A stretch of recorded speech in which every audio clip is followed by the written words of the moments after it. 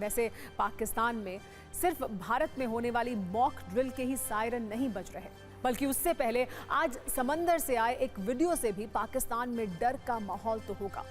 ये video INS Vikrant का है, जिस पर आज रक्षा मंत्री राजनाथ सिंह पहुंचे, जहां उन्होंने ऑपरेशन सिंदूर के लिए भारतीय नौसेना को भी बधाई दी, अधिकारियों के साथ मुलाकात की, जवानों का हौसला बढ़ाया और इसके बाद आईएनएस विक्रांत से ये तस्वीर आई, वो पाकिस्तान तक ट्रेंड कर रही है। वैसे आज रक्षा मंत्री राजनाथ सिंह ने आईएनएस विक्रांत से न सिर्फ पाकिस्तान को अल्टीमेटम दिया, बल्कि एक ओपन एक्सचेंज ऑफर भी दिया। और इस ऑफर की शर्त थी कि अगर पाकिस्तान को शांति चाहिए तो उसे भारत के मोस्ट वांटेड आतंकी हाफिज सईद और मसूद अजहर को भारत को सौंपना होगा। और यही पाकिस्तान फंस गया है, क्योंकि जिस हाफिज सईद और मसूद अजहर को सौंपने की बात राजनाथ सिंह ने की है, वो तो वहां खुलेआम रैलियां कर रहे हैं, भारत के खिलाफ तकरीरें कर रहे हैं, आतंकियों की मीटिंग कर रहे हैं और वहां की सत्ता आतंकियों को मुआवजे बांट रही है। वैसे आज राजनाथ सिंह ने पाकिस्तान के लिए कौन सी नई लकीर खींच दी है, वो आपको आइए बताते हैं। अब तक हार और झूठ का जश्न मनाने वाले पाकिस्तान के वजीर आजम शहबाज शरीफ इन दिनों मुस्लिम मुल्क में शांति के कबूतर उड़ा रहे हैं और ये कह रहे हैं कि वो भारत के साथ शांति वार्ता के लिए तैयार है। लेकिन आज रक्षा मंत्री राजनाथ सिंह ने पाकिस्तान के सामने शांति के बदले में नई शर्त रख दी। उन्होंने कहा कि अगर पाकिस्तान वाकई में बातचीत को लेकर गंभीर है तो हाफिज और मसूद को भारत को सौंप दे।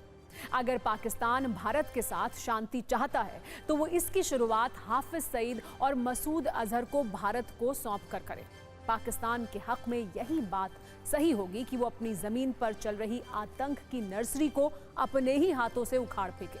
रक्षा मंत्री ने पाकिस्तान को यह बता दिया कि ऑपरेशन सिंदूर सिर्फ वार्म अप था और अब कुछ किया तो भगवान ही जानता है कि उसके साथ क्या होगा। और उन्होंने ये भी कहा कि पाकिस्तान घुटनों पर तब गिर गया जब सेनाओं ने अपनी आस्तीनें पूरी मोड़ी भी नहीं थी। राजनाथ सिंह के वीर रस वाली एक न्यूज रील देखिए, जो पाकिस्तान में भी खूब वायरल हो रही होगी।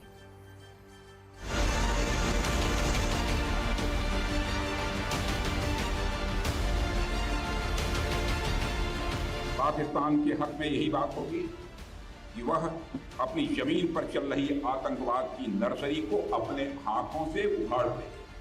इसकी शुरुआत उसे हाफिज सईद और मसूद अजहर जैसे आतंकवादियों को भारत के हाथों में सौंपने से करनी चाहिए। यह दोनों न केवल भारत में मोस्ट वांटेड टेररिस्ट की सूची में हैं, बल्कि यूनाइटेड नेशंस की डेजिग्नेटेड टेररिस्ट की लिस्ट में भी शामिल है। हाफिज सईद मुंबई हमलों का गुनाहगार है, कौन नहीं सच्चाई को जानता है। समुंदर के रास्ते मुंबई में मौत बरसाने का जो गुनाह उसके संगठन ने किया है, बहन भाइयों, उसको आज भी हम भूले नहीं हैं। मेरे देश के बहादुर जवानों, उसका इंसाफ होना चाहिए।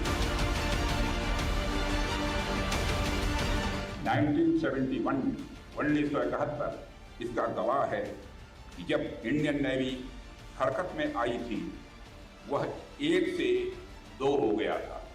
मैं पाकिस्तान की बात कर रहा हूँ। जब हमारी इंडियन नेवी हरकत में आई थी तो पाकिस्तान 1 से 2 हो गया था। अगर ऑपरेशन सिंदूर में भारतीय नौसेना अपनी फार्म में आई होती तो पाकिस्तान के 2 टुकड़े ही न होते, बल्कि मैं समझता हूँ शायद 4 टुकड़े हो जाते। अब तक जो हुआ वह तो वार्म अप था।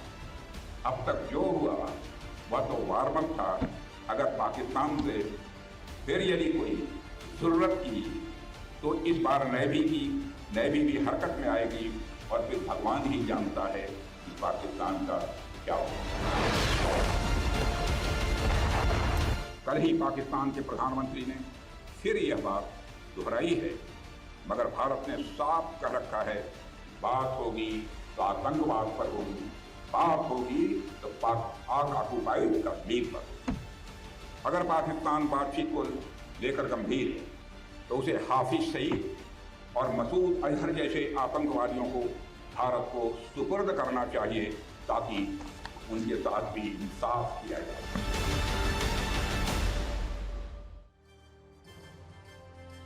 आज आईएनएस विक्रांत से रक्षा मंत्री राजनाथ सिंह ने पाकिस्तान के दर्द वाले वो पन्ने भी पलटे जिन्हें छूने से पाकिस्तान की सेना और वहां की सत्ता बहुत घबराती है। लेकिन भारत के लिए वो पल जश्न और शौर्य का प्रतीक है। राजनाथ सिंह ने कहा कि नौसेना जब 1971 में हरकत में आई थी तो पाकिस्तान के 2 टुकड़े हो गए, लेकिन ऑपरेशन सिंदूर में इंडियन नेवी फॉर्म में आती तो पाकिस्तान के 2 नहीं 4 टुकड़े हो जाते। इसीलिए आज पाकिस्तान के लिए हम 1971 वाला वो रिमाइंडर भी लेकर आए हैं।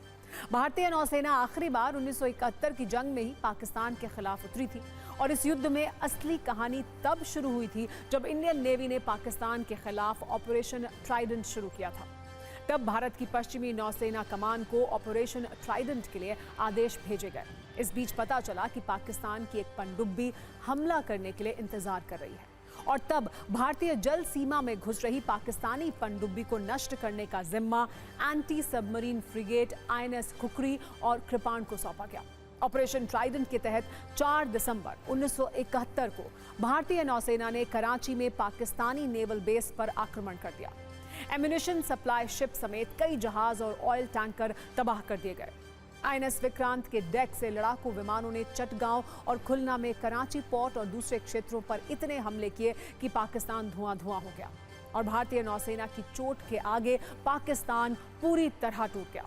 इस युद्ध में इंडियन नेवी ने बहुत निर्णायक भूमिका निभाई। इसका नतीजा ये हुआ कि पाकिस्तान 2 टुकड़ों में बंट गया और बांग्लादेश का जन्म हुआ। इसीलिए भारत हर वर्ष 4 दिसंबर को नौसेना दिवस के रूप में भी मनाता है।